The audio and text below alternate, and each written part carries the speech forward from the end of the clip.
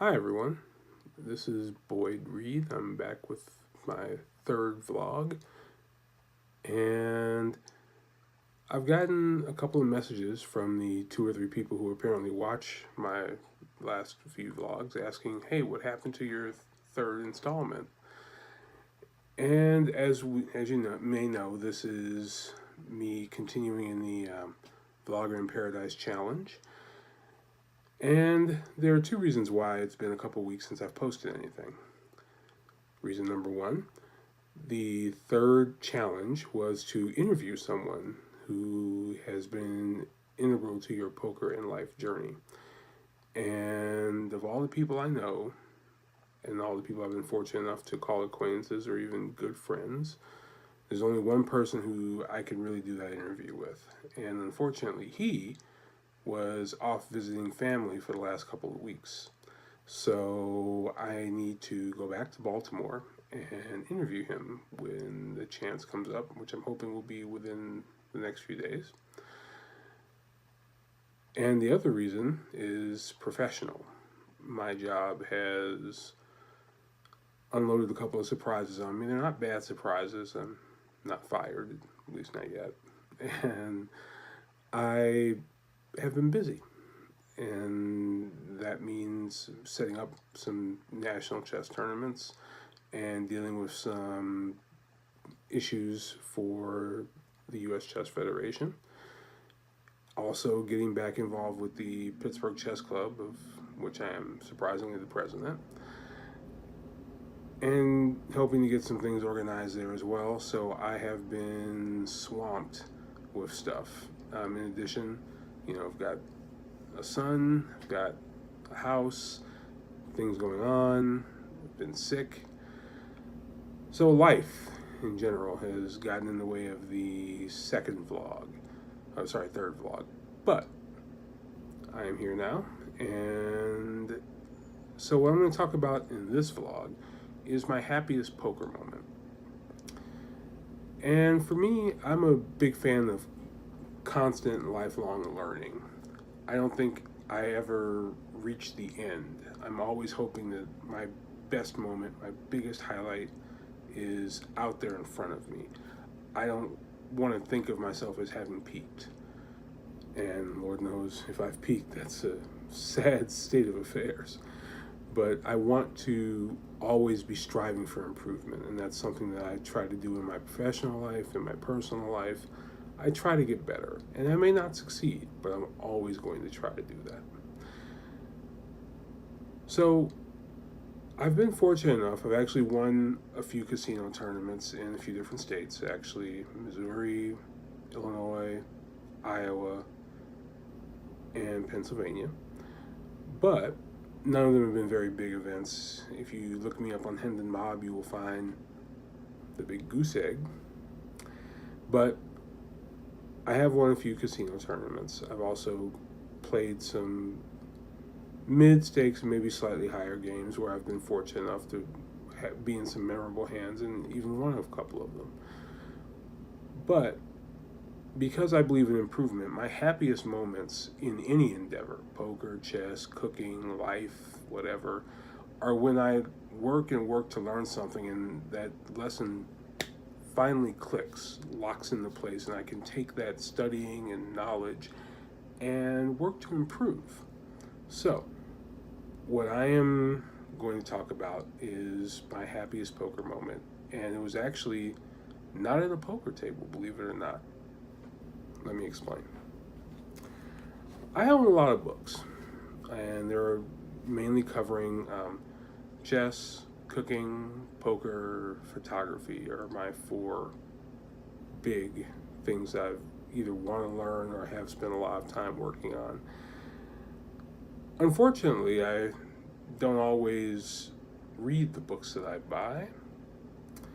I suppose I think that osmosis or simply owning the book is sufficient to make that work. And unfortunately, reality is a little different story.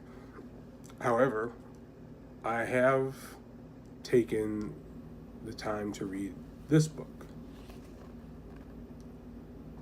This is an old book. This is a reprint. It's Poker Wisdom of a Champion by the Godfather himself, Texas Dolly. And as you can see, this is an honestly read book. It's pretty worn. And there's a reason I like this book. A couple reasons. One, it's a collection of anecdotes. And if anybody's got great stories of poker, past and present, it would have to be Doyle Brunson, right? The second reason I love the book, though, is that there's a lot of great practical advice in there. It's not nearly as technical as Super System or other books out there, but it is full of good advice for players. And something that Doyle talks about in this book is having a mental checklist and knowing what you want to do when you go play, and having a way to check yourself when you want to go play, and to make sure that you're in the right frame of mind to sit down and play a session and grind and win. And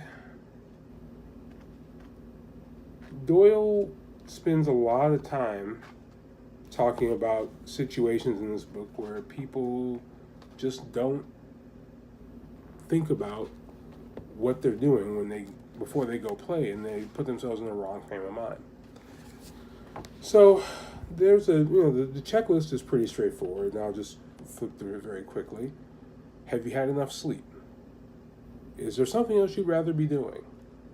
Are you feeling physically well enough to sit through a movie? Are you so mad at someone that's interfering with your concentration? Are drugs, alcohol, or medication interfering with your logical thinking? Are you emotionally upset? And those first 6 points are fairly straightforward, although I think some people sometimes come to the games that I'm sitting anyway, and they clearly haven't checked one or more of these off.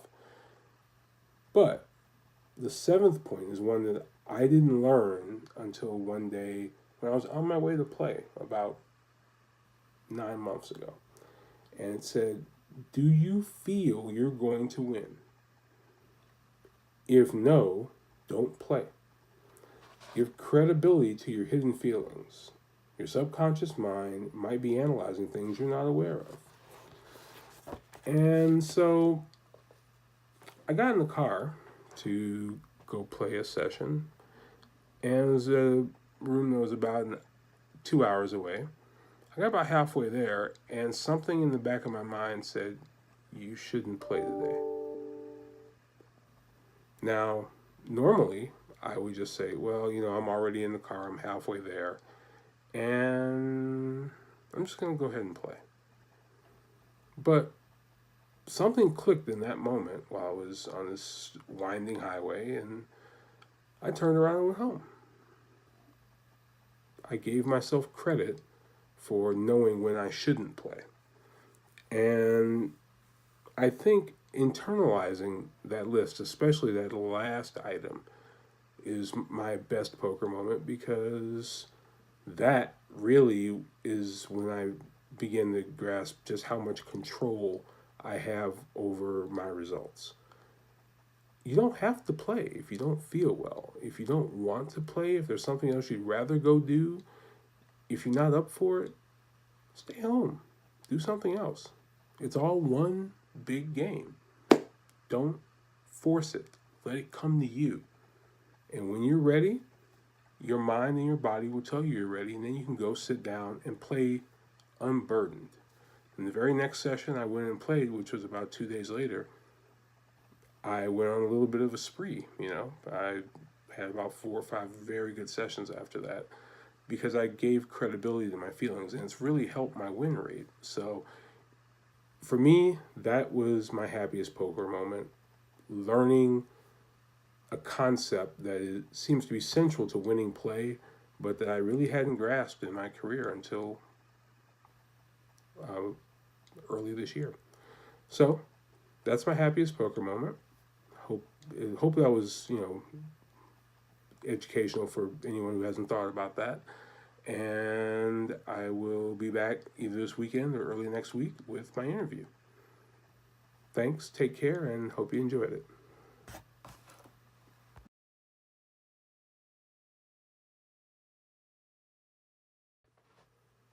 Hey guys, one last thing that I want to talk to you about, and it's going to take me over 10 minutes, but this is important, so I'm not worried about that.